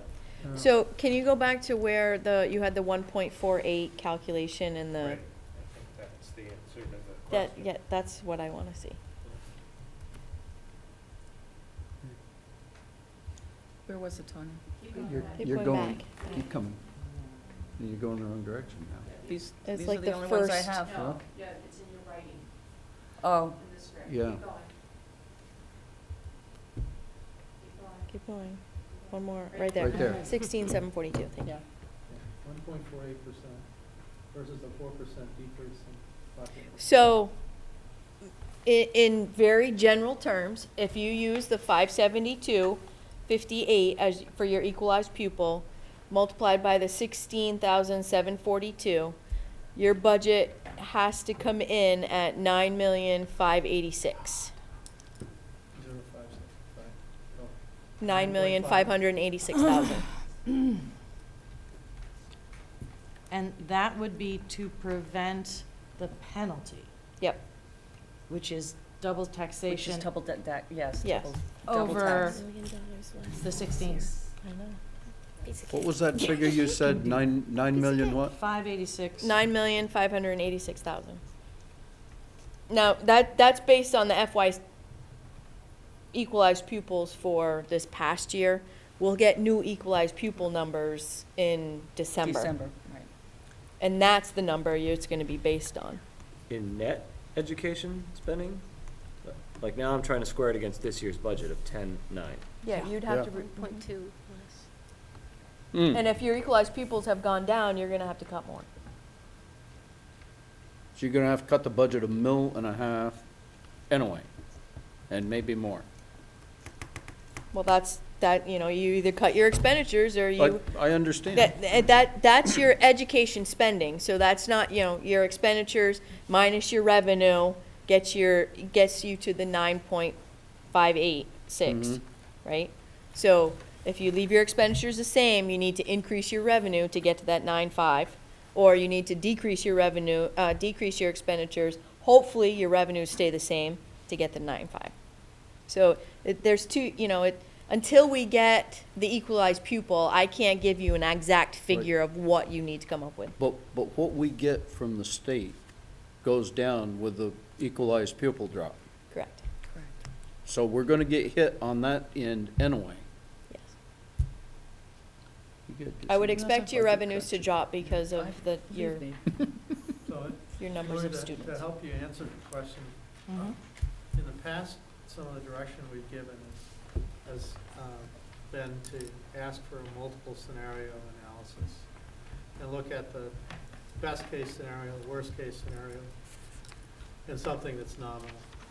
So if the best case scenario is that we flatten our budget, then the worst case scenario would be we would cut, what, $1.4 million or $1.5 million from the existing budget. So those two, somewhere in between that is a nominal direction. So that way you don't pin yourself down to a number or a percentage, because that's not where you want to be right now. The timing of this is to stay away from numbers and percentages, but to describe direction based on the numbers and percentages we have now. So a best case scenario would be a flat budget. Worst case scenario would be a cut budget, and there's somewhere in between based on the administration's input that we'll get in the next few months. And they'll have revenue numbers then too, so we don't have those numbers now. No. And this whole calculation hinges on revenue numbers. Right. So, you've heard me many times say that we make decisions without the information necessary to make those decisions. So one of the things that we're supposed to do is build the budget based on what the students need to get an adequate, good, robust education, right? Right.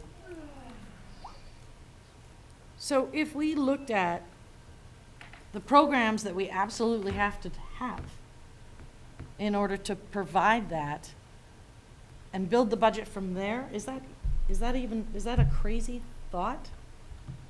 It's not a crazy thought.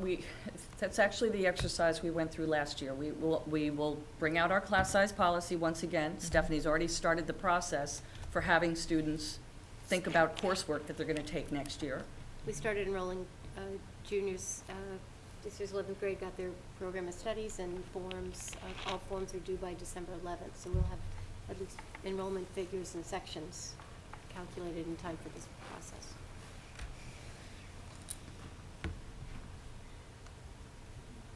But I would warn that obviously I'm not gonna be here through the whole process, but I would warn that you look at something from a minimalist's perspective, because,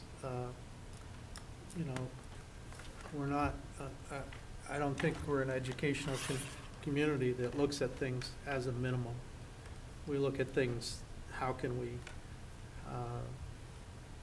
get our students to prosper? How can we release that potential? How can we make them more prepared for careers and for college?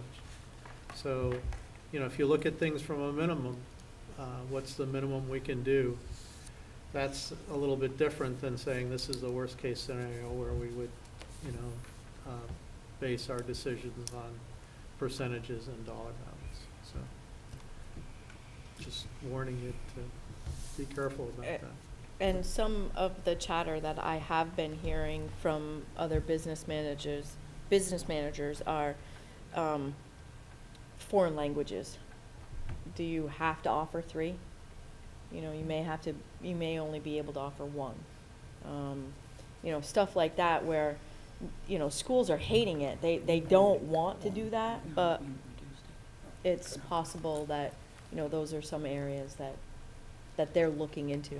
So rather than thinking about the areas, because that's the administration's role, Right. it would be helpful if you can respond to Kurt's suggestion that the administration bring to you 3 scenarios and what those 3 scenarios would be built around. So that way you get away from, the qualitative question, and you make it more quantitative. So, especially in the early parts, because we don't have the data from enrollment, we don't have the data from revenue. Correct. So we're shooting, in the dark here. But we do know that we have to move forward, because if we don't move forward now, we're gonna move forward sometime in the near future. And that's my advice to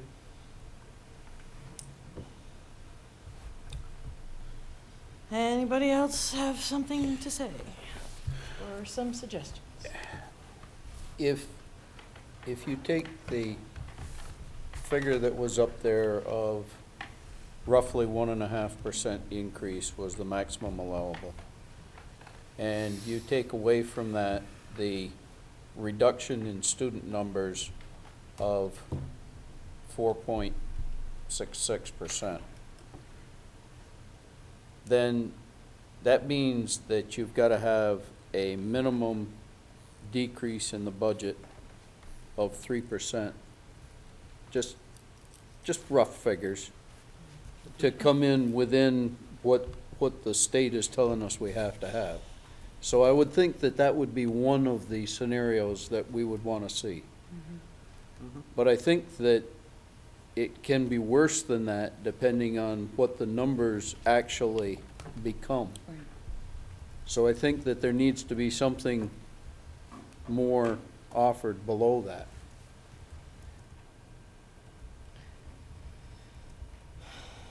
So let's start, get one on the table. Do we all agree that we should ask for a 3% reduction from current year spending? I heard your Okay. math, but that's not how I would cast it. All right. Let me see if I can cast it in another light. Be my guess. That would correspond to the largest budget that we could propose Yep. that would keep us below that. The In largest that budget area, that we could yes. propose that would keep us Yep. from entering the threshold limit. Yep. And we want to see what that looks like in terms of what it means to program. Yeah. I would also, though it's a pipe dream, want to know what the tax rate implication is of maintaining a flat budget or a flat program structure. They're not the same thing. Right. So I think what I mean is a flat program structure. Boy. Flat program structure means we're keeping the programs in place. Now, I heard that our enrollments, I heard you say 4%, and I heard you say 8 students in equalized pupils.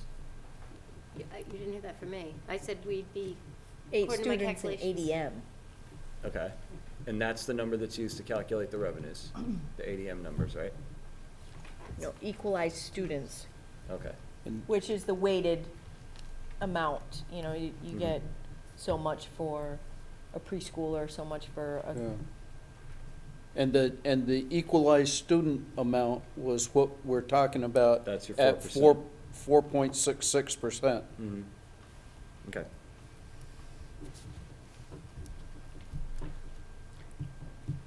So remember, the percentage, the 1.38% is a percent of increase in the cost per student. Mm-hmm. That's right. I The understand that. 4.66% is a decrease in student population. I understand that. If you subtract one from the other, you're not, it's not math. I know It's it's not apples and apples oranges, to right? apples, but it's still, it all falls into doing the same thing to the budget, Right. right? If you subtract 1.38 from 4.66, it doesn't equate to a 3% reduction in budget. Right. So in any case, what I'm throwing out there is agreeing with George. We're saying it in different ways, but the budget that we can propose, that is 1.479%. For an understanding's sake as to what that means relative to what we have now, what does the budget look, what would a flat program budget be? We determined that the increase in expenditure could be 134,000. I think with the 1.48, that would be the growth. So without the revenue side, we can't. We don't, you're right. Right, You're I right. mean, You don't have enough information Right. to Right. say Yeah, that you I- actually could do that. That's why right. we need Mhm. more general. I mean, And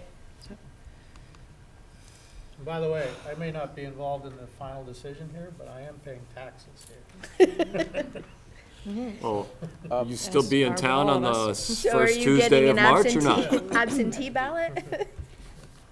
I think that, in all honesty, we need to consider something even less than that, because we all know that what we're talking about is keeping us on the edge, and student numbers change without even dropping the hat. Mhm.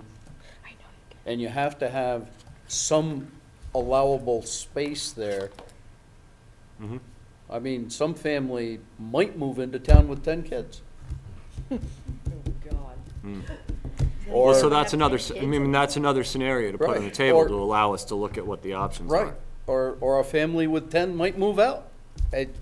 So we've gotta have some flexibility in whatever we do, so that we don't commit to something thinking that we're on one side of the line, and then when it actually comes to pass, we're on the other side. And another factor is that we may be in the last year of single school budgeting here. That would be helpful. I mean, that, But what is that? it's not helpful for this year, but we may be in the last year of single What- school budgeting. What is that gonna do? Because stop and think. When you bring all of the elementary students into this, the elementary students are weighted less than the high school students. And so your overall budget is gonna be based on a different equalized pupil, right? Right, but then the It first isn't year, just there's no numbers. threshold limit. That's right. Yeah. And I So- believe and it's then in the it's current law for a couple of years, and then it sunsets, And there's a Mhm. tax rate benefit. right? Yep. And there's a tax Which rate if, benefit. everybody takes it looks like everybody wants to, that's not as much of a tax rate benefit as Yeah. all that, but nonetheless. It just changes the conversation, Yep. George, I Yeah, think. oh, no- Facilitates it. Yeah. Well, it's the most wonderful time of the year. It's Have just like a we- Christmas present to you, isn't it? Have we identified what VUHS wants to be strong in as far as programs? Like, we have this reputation for having an excellent music department. Yeah. We made some very serious cuts that changed that department significantly, at least from the community's perspective. I mean, then we get people signing up, and, and maybe we'll even make more cuts, but we're only making it on a year-to-year basis based on what those kids want. I'm not sure that's the best decision. So what I'm thinking, I'm wondering if we need to get a little bit higher level and say, these are the programs that are really, really important to us. Let's make the sacrifices that we need to make in order to maintain these programs. Additionally, as we're going forward, I think we're gonna have some more opportunity to work with the other SUs when the unification settles down. And maybe what we wanna do is what Jeff suggested last year, which is let's be a magnet school for music and art and math. And then the Middlebury High School will do science or So the answer is yes, we have begun those discussions. We are in conversation. I think it's a broader conversation than just what we offer. And it's not something that I want to get into right now, because there are some barriers to that. You mean working with the other schools? No, Oh, I'm sorry. to making some programmatic changes and offerings for students. I might say that, there are guidelines as to what, and requirements as to what we need to offer in order to meet distribution requirements in the content areas. So we don't have much beyond that. And we haven't for a while. So, we'd need to, even if Middlebury was the science school, we'd need to offer science classes here. Art and music, our program supports enrollment from the current student population right now. That's not to say it might change. It wouldn't change for next year. That's why we're enrolling early. So this question might help us move on to the next step. Is it fair to say that I'm assuming that any budget we present to the board needs to stay within the threshold limit? I think we have no choice. I really don't. Does anybody disagree? I wish somebody would. There will be 1/3 of our public that will want to know why we didn't go above and beyond and what it means. And so, while I might not want to go there, it might be useful to have a numeric answer to those people who want to know the answer to that question. Your tax rate will increase by blah as a result of each incremental $10,000 above this. That is information that people will want to see. So what I heard, just so we can get unstuck, you want guidance, you've got consensus on the stay within the threshold limit, there's one. We had a second comment, which was keep the program flat. That's your above Right. number. So Yep. second piece of guidance, Yep. is anybody saying don't show that? Okay, so. Okay. And do we want to provide a third scenario? Which is the reduced scenario, what George was saying. Which I think you gotta do based on the declining student population. Yeah. And those are your three scenarios. Usually, that gives, the administration at least a range to shoot for. And then whenever things change, you have, a model to put it into. We're looking for a Right. model that we can use. Our policy is that we base our offerings on class, on enrollment, so. Sounds like a model to me. Could I just ask George to clarify, you said, what was the third one? Student A reduction based on the decline, the percent decline of. percent decline, thank Yes, you. Yeah. of equalized students. Is that enough? That's enough for this evening, thank you. Oh, you're most welcome. Thank you. Don't forget your Thank you, laptop. thank you. Oh, you got- Really. Yeah, hers, this Richard. is Stephanie's. Hannaford. You wanna rescue your laptop? I Okay, have nothing they from can stay Hannaford's, there. because Hannaford's meeting's this coming Wednesday. Okay, thank you. Finance Committee, Audit Committee. Jeff, do you want to go first? No, please go ahead. Oh, geez, thanks. Okay, so the Finance Committee looked over bills today. There were a couple of questions.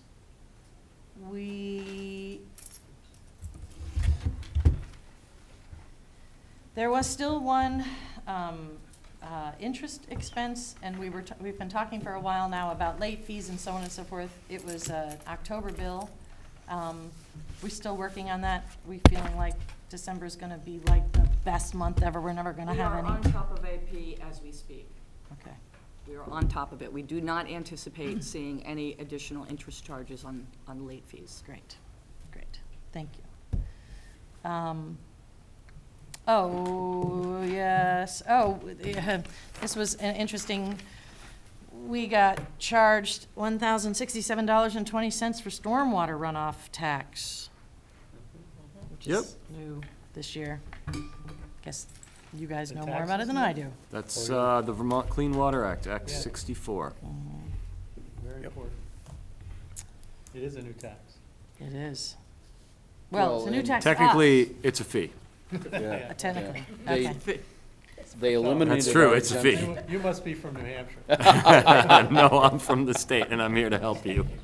Oh, boy. That's a dangerous statement. Yeah. Other than that, I didn't have anything, George. Okay. Audit Committee, Jeff. So the Addison Northwest Supervisory Union Audit Committee, tonight is the second reading and perhaps adoption of 3 of the financial policies. We reviewed a fourth one earlier today that will be circulating in December regarding financial reporting. We agreed to adopt a uniform format for monthly financial reports that all the schools in the supervisory union will use. We also agreed today on a template for annual budget reporting. So you will be seeing changes to these formats going forward. We're hoping to wrap up the bulk of our work by next month. In addition, or adding to that, ACS, the Addison Central, is essentially the annual report format that we're going to be starting. Template. If anybody has any suggestions on improvements on the annual report, just shoot Jeff or I an email.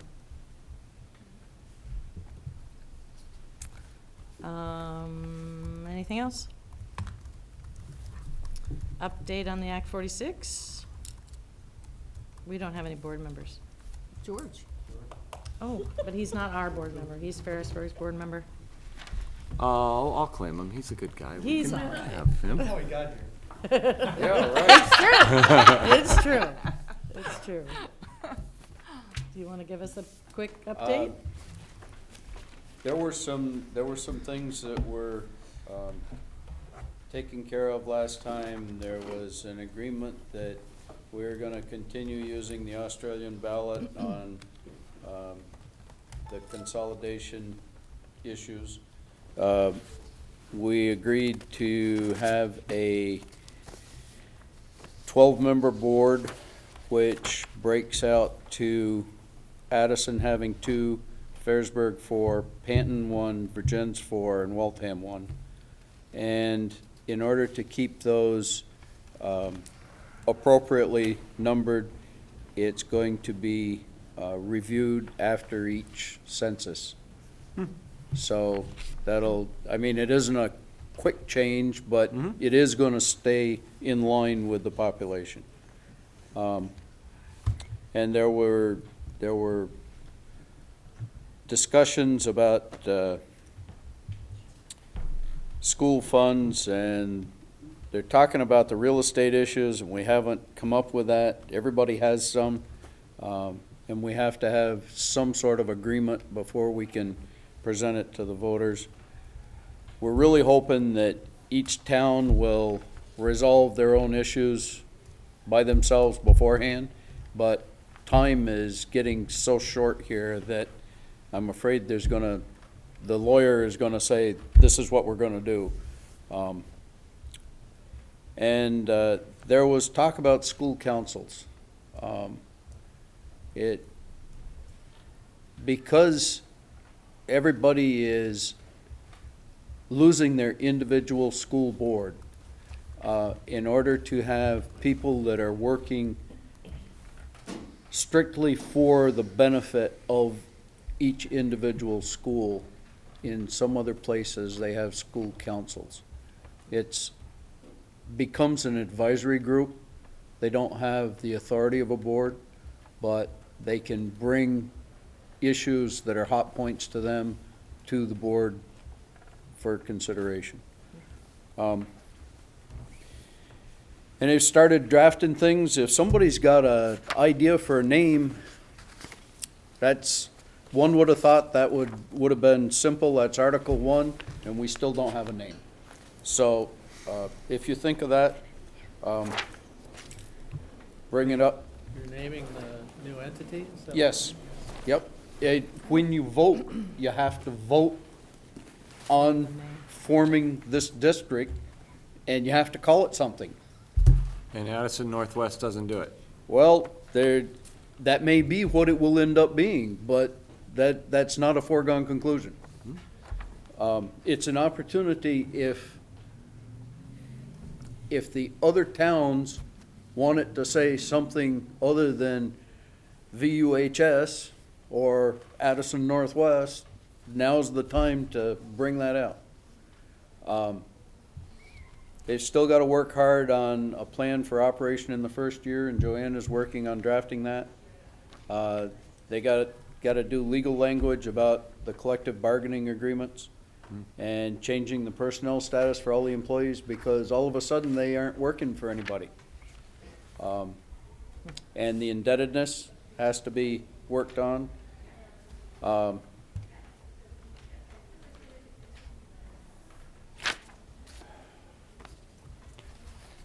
me see, we did agree that we're going to stagger the terms of the board members.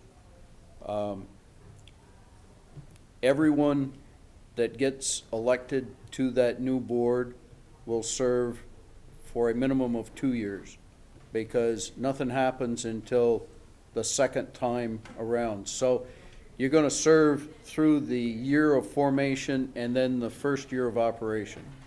And then it's staggered, that some will serve another year and some will serve a fourth year. But then as those vacancies are filled ongoing, you will be elected to a 3-year term.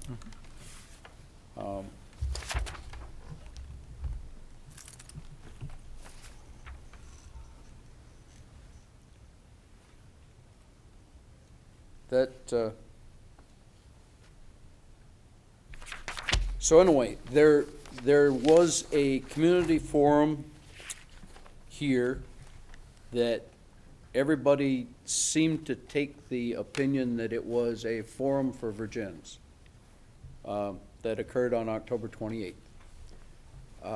I didn't look at it that way, but there was a lot of discussion, and so the decision was made that there is going to be a community forum in Addison. So on the 1st of December, the committee is going to meet at the Addison Central School and take input from the public there. And then on December 14th, we're going to meet in Ferrisburg and take input there. And there are committee meetings right along. There's one on the 11th here, there's one on the 17th here, there's one on the 8th of December here. They list the December 21st meeting if necessary. I can't believe at the rate we're moving that we're not going to have that. And then the final approval is on January 5th, after which it goes to the State Board of Education. They have to approve it because we have 2 paid advisors and an attorney working on this for us. I can't believe that we're gonna present anything that they won't approve. Yep. In February, after they have sent it back to us, we will start public information meetings, and then it will be warned and have to be voted on at town meeting in March. In order for us to reap whatever benefits there are from this, we need to have it passed by all of the member communities by the 1st of July.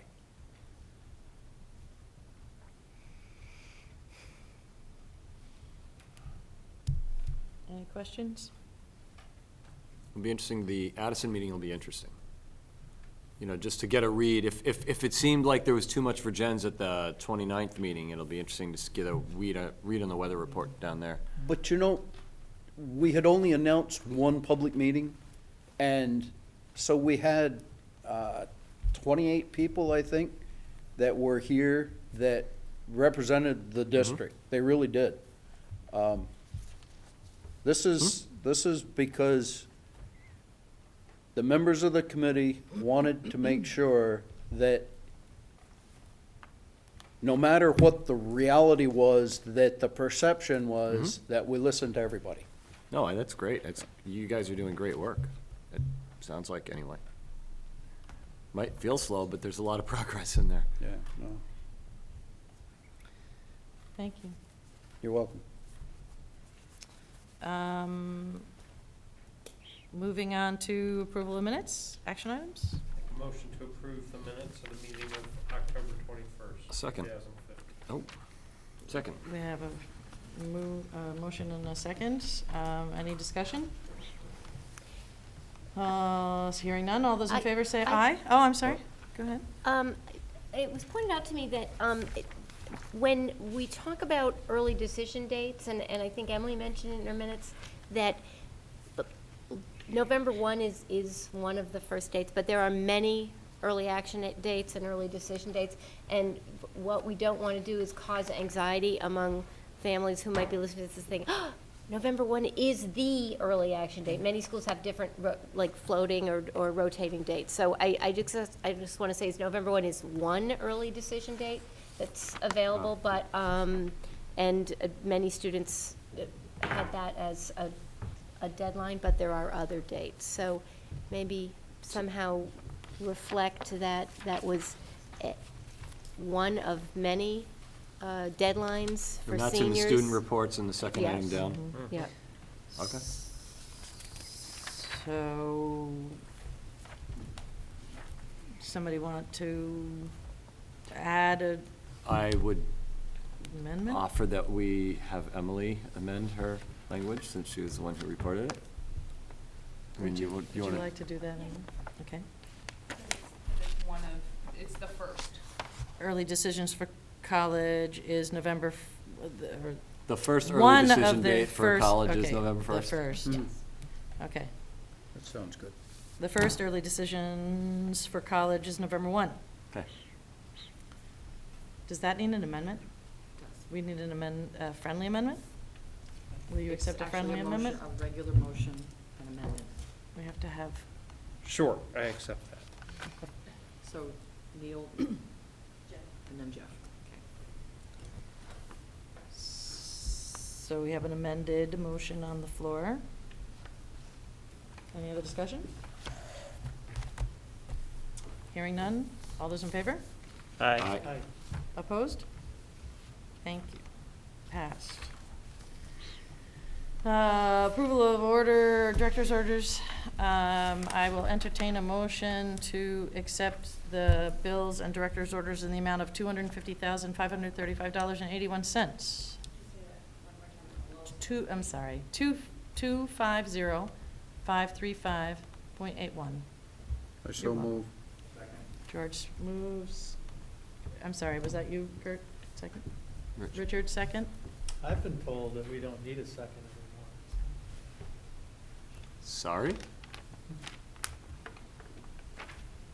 Okay. Any discussion? All those in favor? Aye. Opposed? Aye. Thank you, passed. Policy matters. Well, Robert's rolling around over there. Good bit.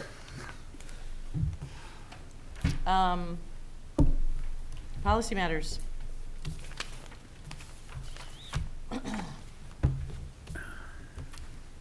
Do you want to, E13. So I no, heard, E14. I heard Jeff say that we have some that are newly put together here, but yet I'm reading second reading and adoption. They're not newly put together. What I said was we recommended one at the audit committee meeting this afternoon that will come to the board in December. Okay. Otherwise, these are a second reading of policies that were distributed Thank you. last month. May I? E14, we did have a change to, from the original reading. I'm not sure how that works. We originally put those out as drafts because I was getting questioned by the Agency of Education in terms of our timeline for discussing these new financial policies. Okay. So they really, I probably should have taken them off the agenda this month because it's confusing.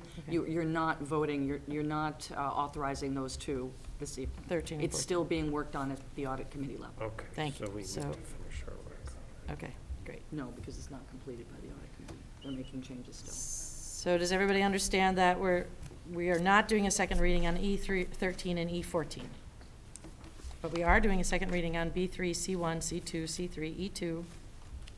And we have a new harassment That's correct. and hazing, bullying. And it's That's first new that we haven't reading. looked at. Well, you had it last month, and what it is a policy that combines 3 separate policies previously. And it's based on new law and an update in statute.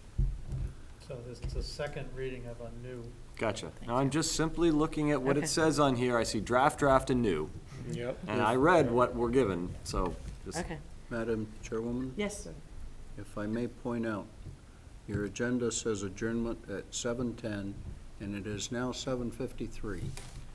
yes, sir. And you're talking about reading policies. I would move that we push these to the next meeting.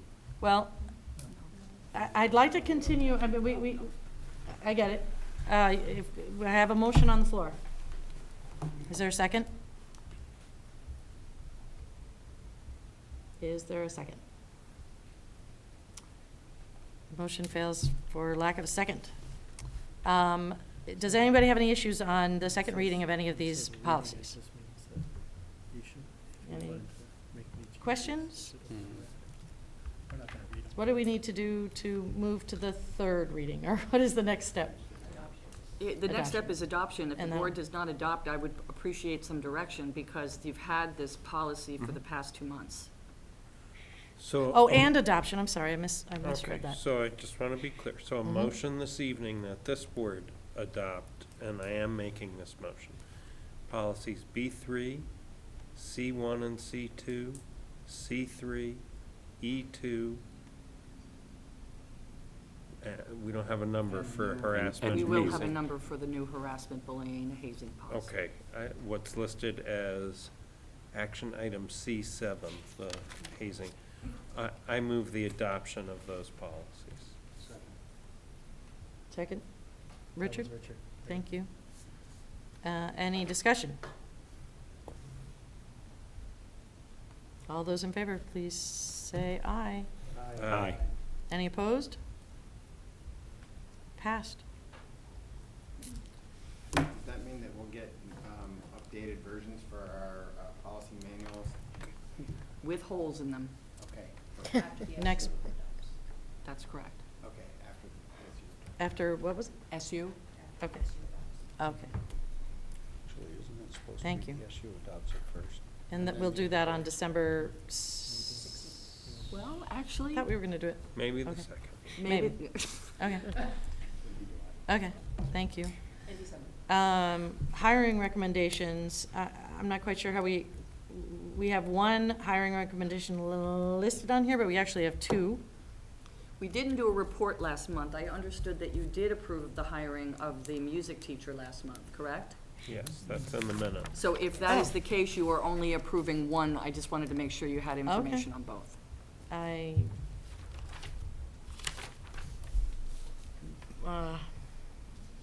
don't see that in the minutes. What am I missing something? No, the I notice wasn't under- of, We the were notice told. of the music teacher was in a separate communication from the superintendent that gave the two names, positions, and their resumes. That's where you saw the other name. Okay, so it was my understanding, or my memory from the last meeting was that we were told that we don't have to approve hiring, but that is not the case. We do have to approve new contracts for hiring. I don't believe we have approved the music position. We didn't last week. We or last did month. not do that, and so I think we have two positions, Okay. okay? If you would amend the agenda, that would be great. I'll entertain a motion to amend the, can we do that now? Yes, I would think that would be a good idea. We'll move to amend the agenda under item 4, action item sub D, to add number 2.67, Choral teacher. music, choral teacher. And I have a motion on the floor, so we have a second? Second. Chris seconds. Any discussion? All those in favor? Aye. Aye. Opposed? Thank you. Hiring recommendations, we have 0.5 FTE for English language arts and 0.67 for a choral teacher. I will entertain a motion to adopt both hiring recommendations as recommended by the administration. So moved. Second. I have a motion and a second by Neil, thank you. Motion by Jeff, you got that. Any further discussion? All those in favor, please signify by saying aye. Aye. Any opposed? Thank you, passed. We have class size policy on here because it seems like it's been one of those dragging items that has been on the agenda and not been addressed. And I want to make sure we've got whatever we need to address at the board level for class size policy, and then we can cross it off our list. Does anybody want to talk about class size policy, the current one? I have a question. Okay. Given the situation with the declining enrollment, is it something that the superintendent and the principal feel that it needs an adjustment from where it is? Is it something that we need to really sit down and go through and discuss? Is it adequate the way it is? I believe that the policy provides us with the parameters that we need to make good decisions for kids. And we're good to go. Okay. Any other discussion? Anything else anybody wants to discuss? I did want to just throw one thing out. I was at the recycling center this Saturday, and there was a woman from Actor that was doing a petition to get on the ballot for donations from the towns. And I said, hey, I'm on the school board, and the superintendent has met with Actor, and we were trying to see if we could reduce transportation costs somehow by using smaller buses, and that conversation, it was determined that that's probably not going to be possible. She did suggest that there are ways that you can call and get an individual ride. Yes. Through Actor? Yes. And I wondered if maybe that would be a way we could get some cost savings. I mean, it's sort of like a lower cost taxi. Right, and that's all based on their own capacity and availability. So we can't count on something like that on a regular basis. I told Laurie that I would look into the minutes to the meeting that we had with Actor and get back to the board, and I have not done that. Okay. So that will we'll be put on that a on the future next incidental agenda. report, yes. Okay, thank you. Anything else? I just want to emphasize, Laurie, that I've added a date in December for the SU board at the request that you have 2 sessions to look at the superintendent budget. So I'm planning that for December 2nd.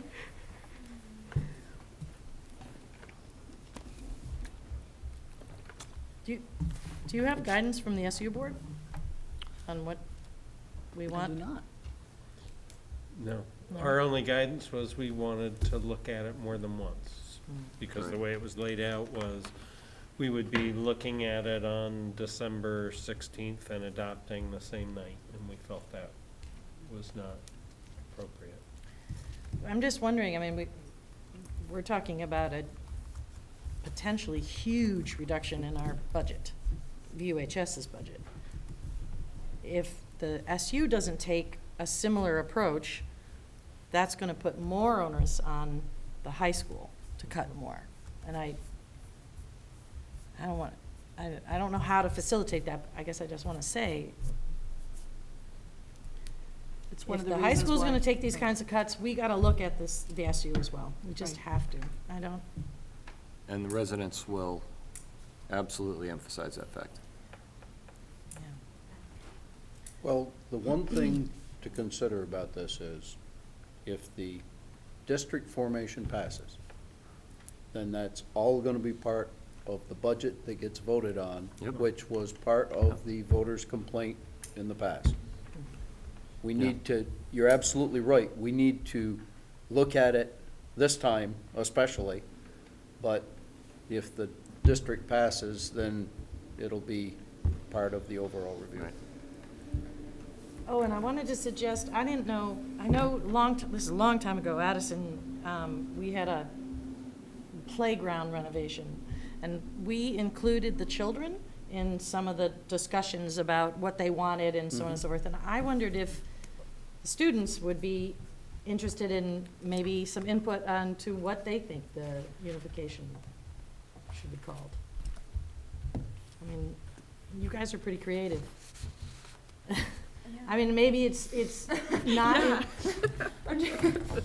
I know, it's a tough one, but I just wondered if maybe this, because we're talking about Addison, Waltham, Panton, Vergennes, and Ferrisburg. Well, we have a vowel there, so maybe we can move the consonants around in other towns. Perhaps. Just saying. Yeah. Could be Supervisory district. Pov. Panton, Addison, Waltham, Vergennes, Pov. Who am I missing? Ferrisburg. Pov. I could play with that. What is, it's, The F could be silent.